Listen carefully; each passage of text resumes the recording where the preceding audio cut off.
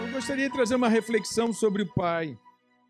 Este é o nosso tema. A falha de um pai pode colocar tudo a perder dentro de uma casa. Eu quero refletir sobre esse tema, a falha de um pai. Como é que um pai, quando um pai erra, o que acontece? Lógico que eu vou mostrar um exemplo aqui, eu vou dar um exemplo aqui, mas você vai levar para o seu contexto e vai pensar nas falhas, não é, que você possivelmente pode ter cometido, ou então, se Deus quiser, não cometeu, mas o quão é importante que os pais entendam, os homens, não estou falando pai agora, pai e mãe, não, estou falando que os homens entendam o seu papel e a sua responsabilidade, o quão é importante. E eu gostaria de fazer uma oração primeiro aqui, que eu vou começar falando sobre uma história, mas sem ler, e depois só que nós vamos ler. Então vamos ter uma palavra de oração. Curve a sua cabeça, Deus e Pai soberano. Então, queridos irmãos, queremos refletir, eu quero trazer essa reflexão com você. É importante que o pai não venha falhar. É importante que o pai não venha cometer erros, principalmente os erros graves. Porque quando ele comete erros graves, ele pode colocar toda a sua família a perder. Ele pode estragar tudo dentro da sua casa.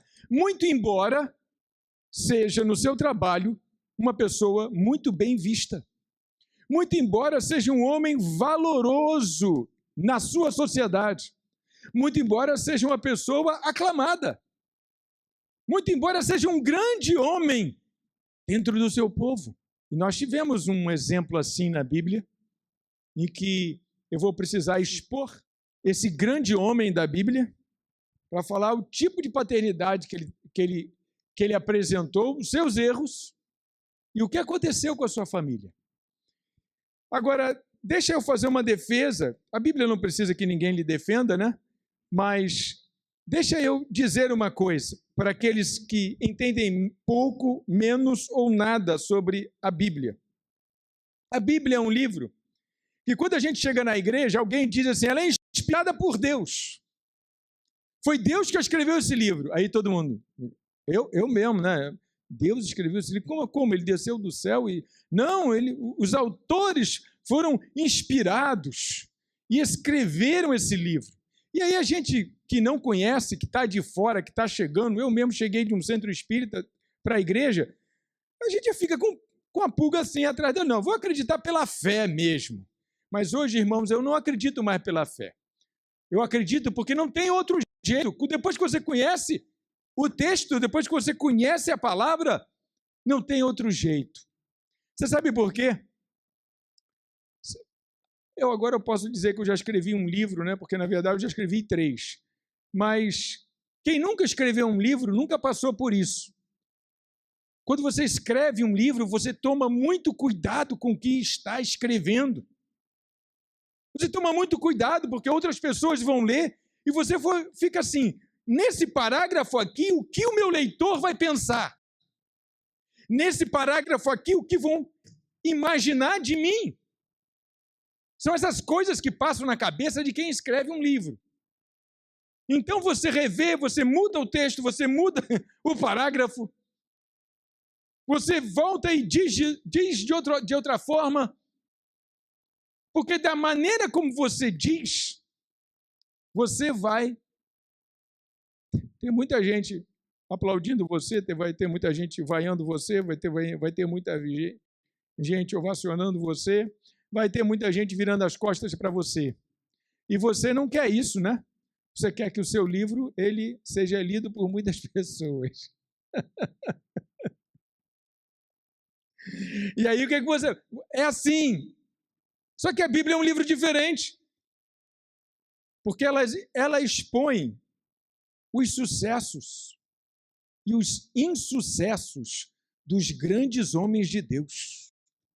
Que livro é esse que fala mal do herói e que faz sucesso? Que livro é esse que fala mal do herói e atravessa gerações? Que livro é esse? A Bíblia é esse livro. Ela fala dos grandes heróis, dos quais a gente se espelha neles. A gente fala dos grandes feitos de Moisés, mas a Bíblia não escondeu os erros de Moisés. A Bíblia fala dos grandes acertos de Abraão, mas a Bíblia não escondeu os erros de Abraão. Pai da fé, errou também, e está lá escrito. Enfim, a Bíblia não esconde nada, fica tudo claro aqui. E esse fato colabora com a ideia de que ela foi escrita, de fato inspirada por um Deus que não tinha medo da sua opinião, da minha opinião, se agradar ou não. Podemos falar das falhas dos heróis? Sim, na Bíblia tem os heróis, a gente se espelha em suas virtudes, mas também, ela também não poupou os seus defeitos. E eu quero falar com todo respeito de um grande homem aqui, que todos nós aqui temos na conta de um grande homem. Foi um grande estadista. Israel foi o conhecido pelo seu reinado. Eu quero falar de Davi, o garoto pastor que matou um gigante, que afrontava o nome do Deus vivo. Davi, o homem segundo o coração de Deus. Davi, o rei aprovado do Senhor. Eu quero falar de Davi. Eu quero mostrar essa família de Davi. Lógico, essa história é longa para chuchu, está em vários livros da Bíblia, 1 Samuel, 2 Samuel, Reis, Crônicas, tem história de Davi em tudo quanto é lugar, sim.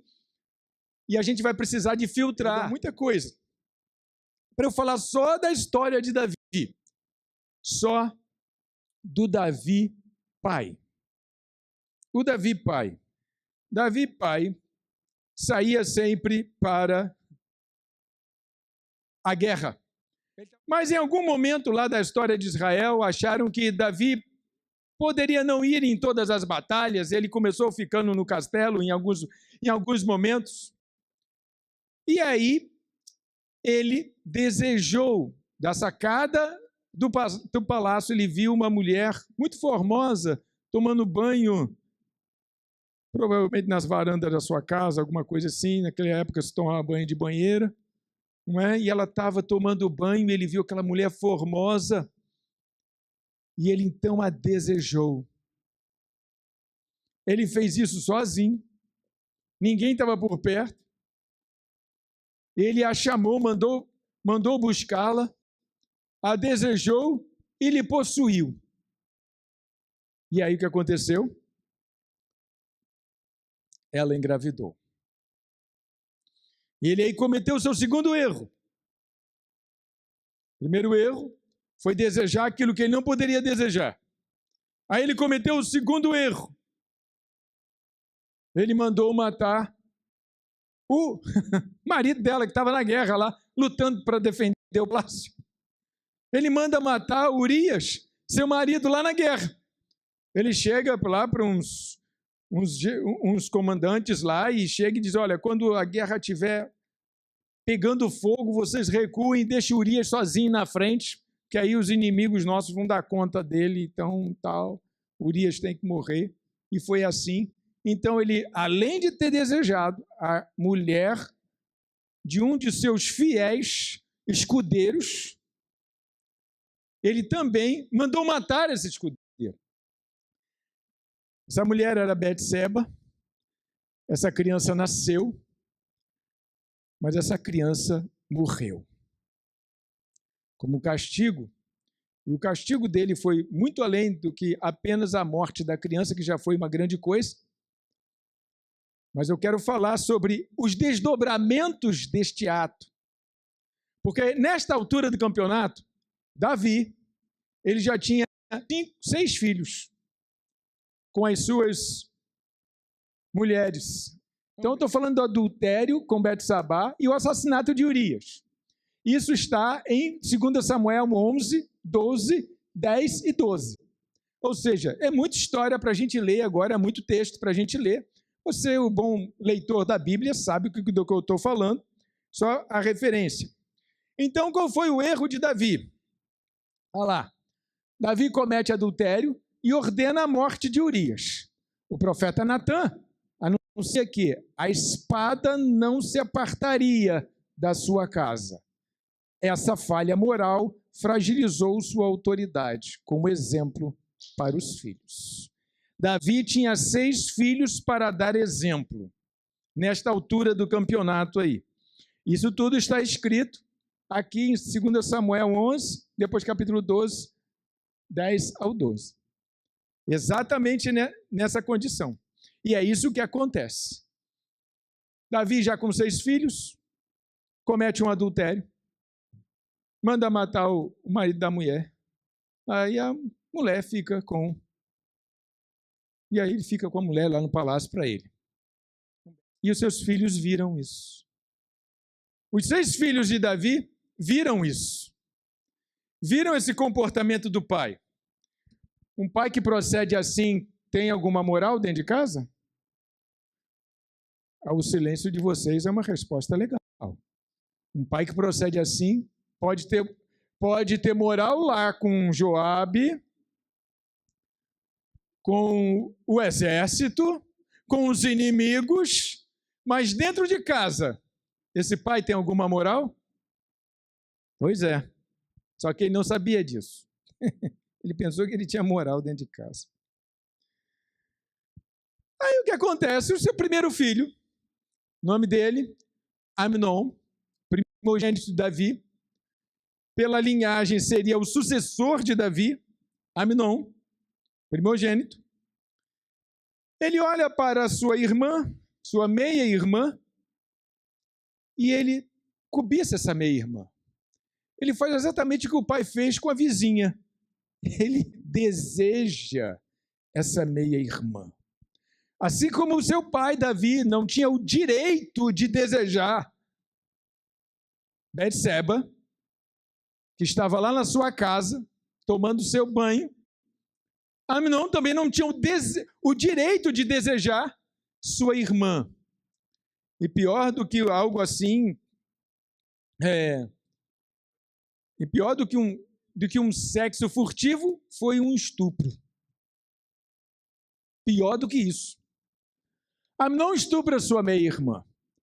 Davi fica indignado, mas não pune o filho, transmitindo a mensagem de que a injustiça poderia ficar impune dentro da família. Esse pai teria moral para punir esse filho? Esse filho simplesmente fez exatamente o que o pai fez. Amnon comete um grave delito, estupra sua irmã. E Davi nada faz. Ele fica só brabo. Ele fica só indignado. É assim que ele fica. E isso está escrito assim, 2 Samuel 31, 21. Quando o rei Davi soube de tudo isso, ficou furioso. Gente, apenas a frase, apenas essa linha de consequência. Quando o rei Davi soube de tudo isso, ficou furioso, ficou indignado, e ponto, e nada. E nada aconteceu com Amnon. Ele não tinha moral para punir Amnon. Pois é. Mas Davi tinha outros filhos.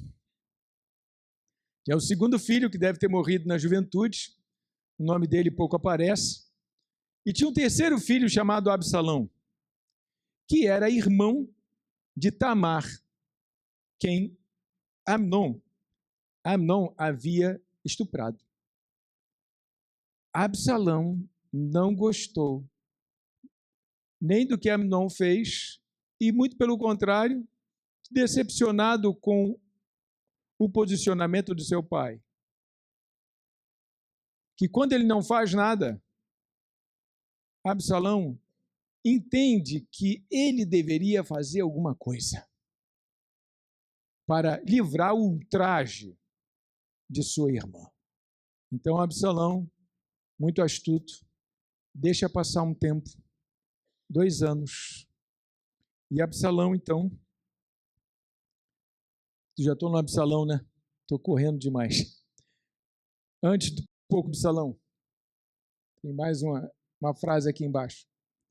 A permissividade diante do pecado de Amnão contra Tamar. Primeiro erro de Davi. Perdão, primeiro erro não. Isso aqui já seria o segundo. Mas como pai, ele agora foi um pai permissivo, porque ele não tinha moral dentro da sua própria casa. Um pai permissivo diante do pecado de Amnon contra Tamar. E Davi não fez nada. Agora sim, vamos passar para a próxima tela. Absalão, então, o que é que Absalão faz? Espera passar 2 anos e mata o primogênito de Davi. Mata Amnon como vingança. Foge e depois de anos, Davi permite voltar, mas sem confronto ou arrependimento genuíno. Essa omissão contribuiu para que Absalão conspirasse contra ele. Então, o que acontece? Absalão mata o seu irmão primogênito em vingança 2 anos depois e foge. Ele não mata e enfrenta o pai. Ele mata e foge. E fica lá. E não vai mais voltar. Só que Joabe, que era o comandante da guarda de Davi, que era a pessoa mais importante ali, ele conversa e organiza a volta de Absalão. Ele tinha interesses nessa volta. Então ele organiza o retorno de Absalão. E Absalão, então, segundo Samuel 14, então Joabe se levantou, foi a Jesus e trouxe Absalão a Jerusalém. Mas o rei disse, aí quando ele está de volta, ele voltou, Joabe trouxe ele de volta. Aí o rei disse, olha o que o rei disse, que ele volte para a sua casa e não veja minha face. Assim Absalão voltou para a sua casa e não viu a face do rei. O rei diz assim, eu não quero nem olhar para a cara dele. Que ele volte, mas que não olhe para mim. Permitiu a sua volta, mas fique lá na sua casa. O que aconteceu com Davi e Absalão? Indulgência com Absalão após o assassinato de Amnon. Quando Absalão chegasse de volta em Jerusalém, tinha que ser julgado. Tinha de enfrentar a lei. Precisava acertar essa conta. Um assassinato aconteceu dentro daquela casa, dentro daquela família. Mas ele agora perdoa Absalão e dá uma de que não quero nem falar com ele. Não quero que ele veja a minha face. Esse era o grande homem que enfrentou Golias, hein? Agora ele acoberta um assassino, seu filho, que assassinou um outro filho, que foi o estuprador da irmã. Olha a família. Então, ele é indulgente com Absalão. Bom, um outro fato também é que Davi era muito ocupado. Ele tinha muita ocupação com os negócios do reino. Sabe aquele pai que trabalhava demais? Davi. Tinha um reino para dar conta e não conseguia dar conta da sua própria casa. Então, ele, absorvido por muitas funções reais e conflitos externos, Davi não consegue restaurar o relacionamento com Absalão, o que culmina numa rebelião armada do filho contra o pai. Então, olha lá, ele não quer nem olhar para a cara dele, não quer me aproximar, ele não se aproxima, ele não chama esse filho Porque, irmãos, tudo bem, vai querer perdoar o assassino, vai fazer errado, né? Se ele não vai ser preso, vai ser errado. Mas então, pelo menos, que você o ganhe para si. Mas então, pelo menos, que você se aproxime dele. Mas ele também não fez isso. Ele deixou Absalão lá no reino, lá, andando para baixo para cima, conversando com as pessoas, e etc, e etc. Então, muito ocupado com a guerra, muito ocupado com os problemas externos, muito ocupado. E agora, esse é o ponto, o único ponto que eu quero ler na Bíblia, porque é muita coisa. Mas é muito interessante essa vida de Absalão como sendo um fantasma ali em Jerusalém. Abra sua Bíblia em 2 Samuel 15. Nesse meio tempo que Absalão está em Jerusalém, é o terceiro filho de Davi, muito provavelmente ele seria o rei, porque agora o primeiro morreu, o segundo não se fala dele, e ele é o terceiro. Então diz assim, em 2 Samuel 15, depois disso, Absalão arranjou uma carruagem, cavalos e 50 homens que corressem na sua frente. Ele se levantava cedo e ficava à beira do caminho que levava ao portão da cidade. Olha o que ele vai fazer. Quando passava um homem que tinha alguma demanda que devia ser submetida ao rei para julgamento, Absalão o chamava a si e lhe dizia: de que cidade você é? Quando ele respondia: este é o seu servo, é de tal tribo de Israel. Absalão lhe dizia: olhe, a sua causa é boa e justa, mas você não tem quem o ouça da parte do rei. Olha o que ele começou fazendo. Ele começou denegrindo a imagem do rei. Esses juízes do rei aqui não vão resolver o teu problema. Esses assessores do rei aqui são muito fracos. Absalão dizia mais: quem me dera ser juiz na terra, para que viesse a mim todo homem que tivesse manda ou questão, para que eu lhe fizesse justiça. Também, quando alguém se aproximava para inclinar-se diante dele, ele estendia as mãos, abraçava-o e o beijava. Absalão agia desta maneira com todo Israel, que vinha ao rei para pedir justiça, e assim conquistava o coração dos homens de Israel. Olha para mim. Ele ficava lá no portão, lá na porta onde todo mundo chegava, onde todo mundo passava. E quando as pessoas avistavam o filho do rei no portão, que iam se prostrar, ele: não precisa, que isso, dá um abraço, você é amigo.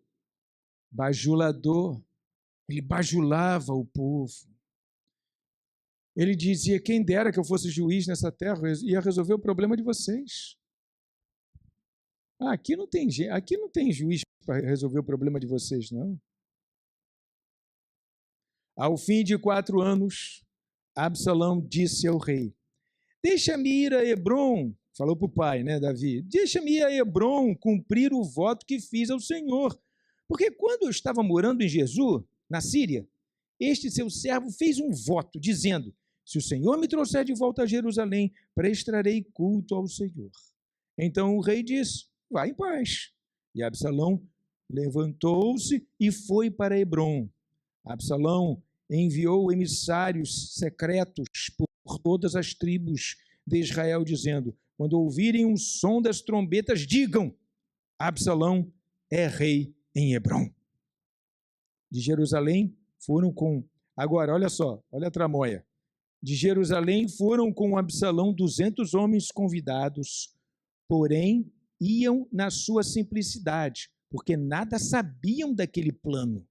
Enquanto oferecia os seus sacrifícios, Absalão também mandou chamar Aitomfel, o gelonita, do conselho de Davi, da sua cidade de Gilo. Assim, a conspiração tornou-se poderosa e o povo que tomava o partido de Absalão crescia em número. Então um mensageiro veio a Davi dizendo: todo o povo de Israel está seguindo Absalão. Eu vou parar por aqui, porque já estou saindo muito da ideia da história do pai.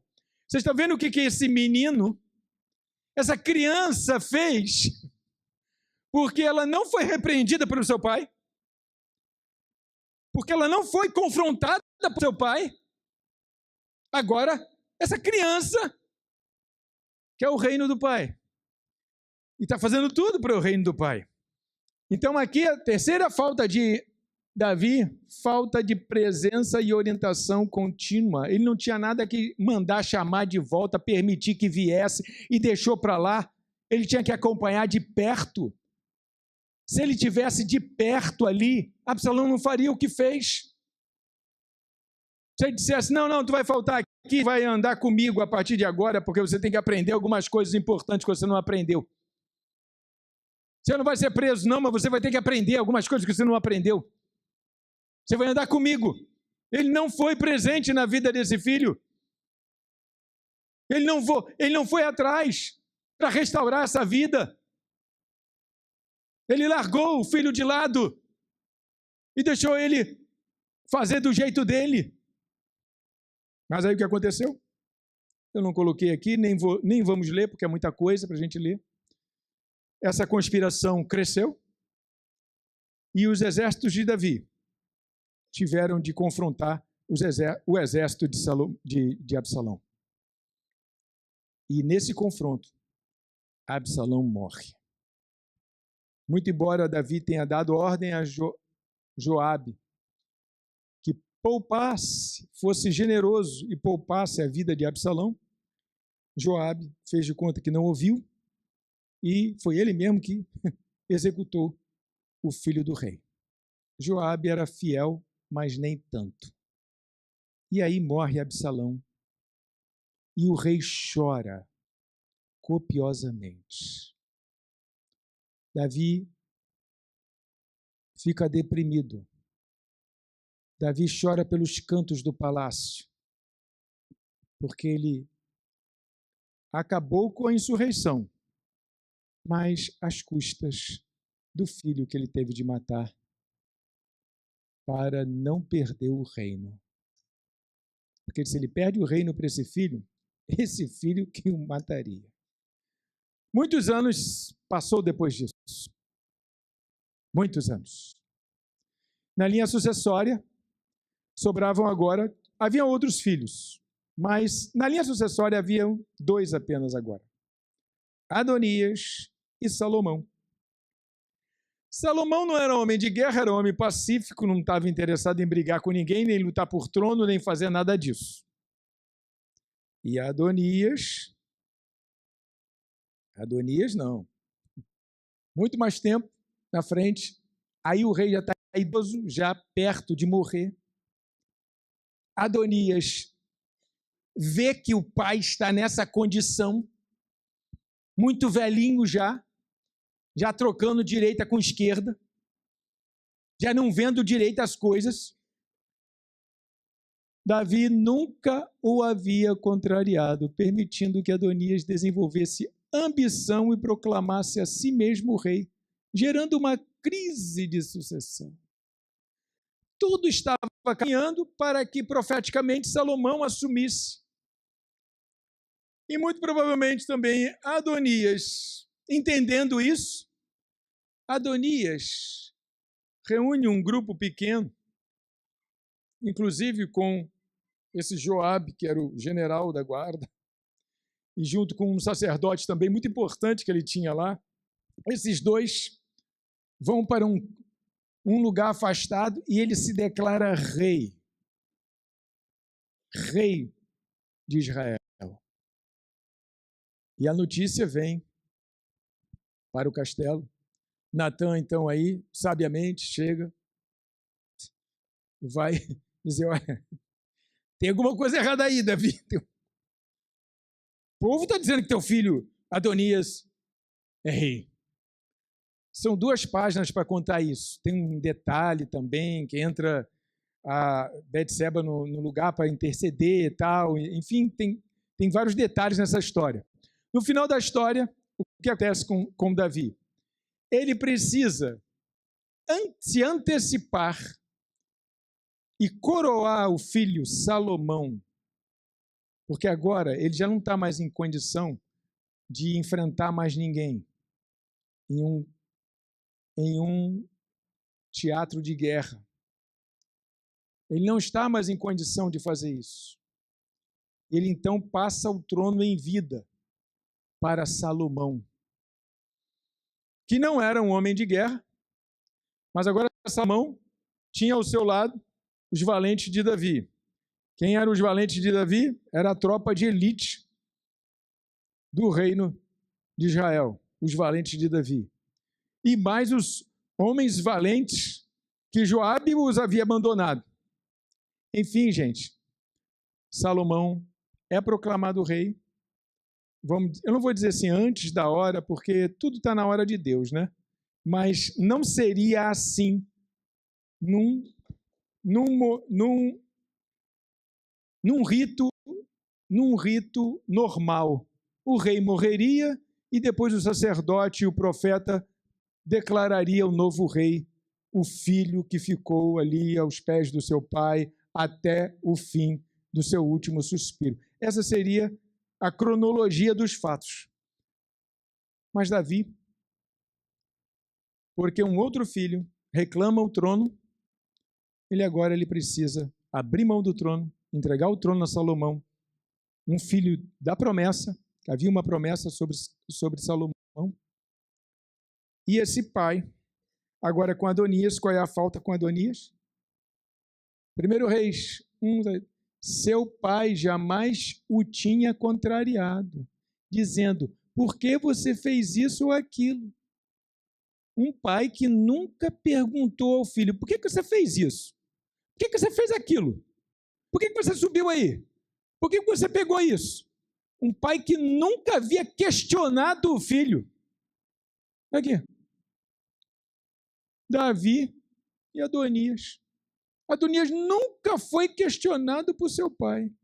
Achava que podia ser rei em seu lugar.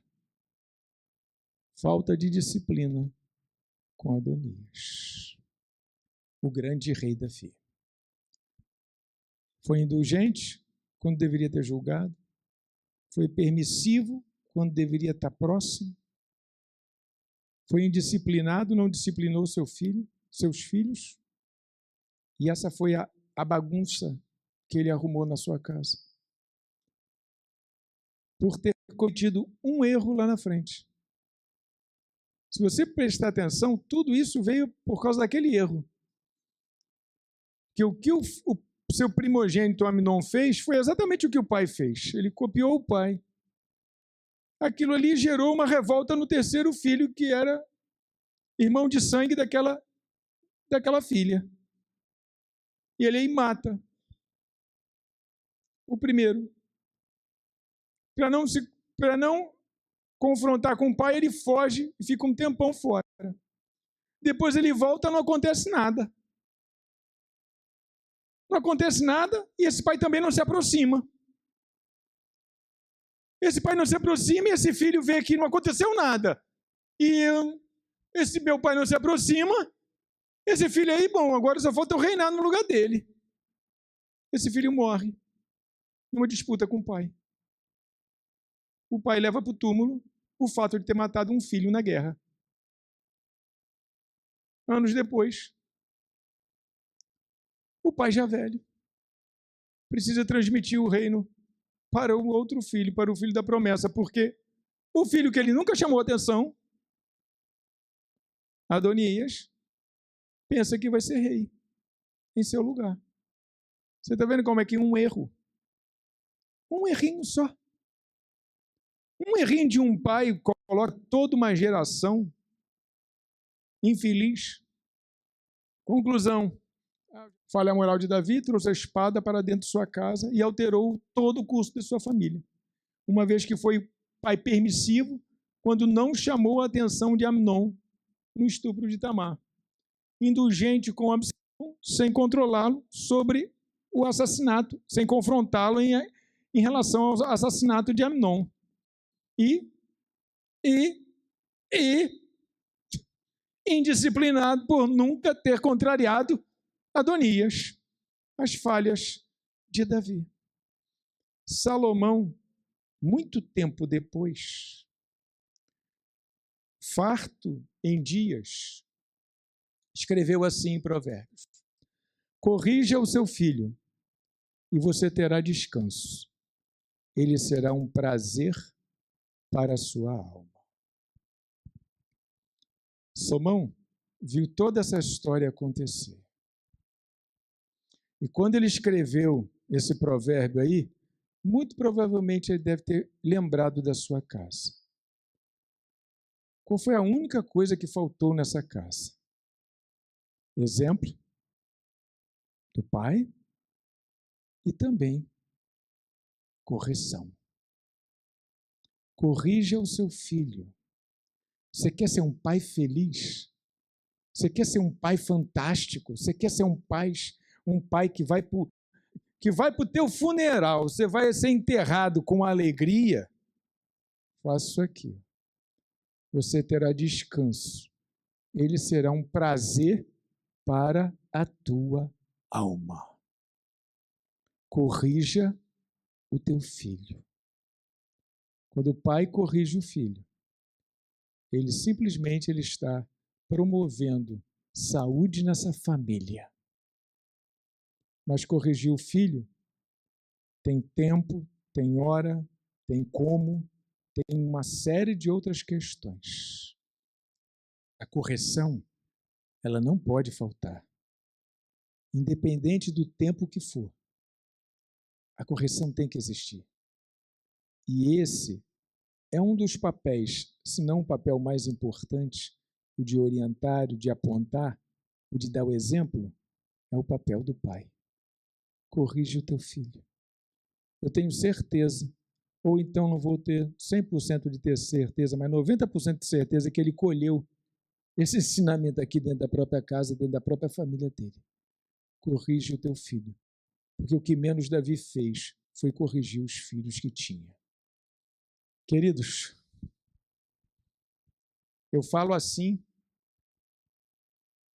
e você fica olhando seriamente para mim, mas não é para rir mesmo, é para ficar sério. Porque isso é o mal do mundo.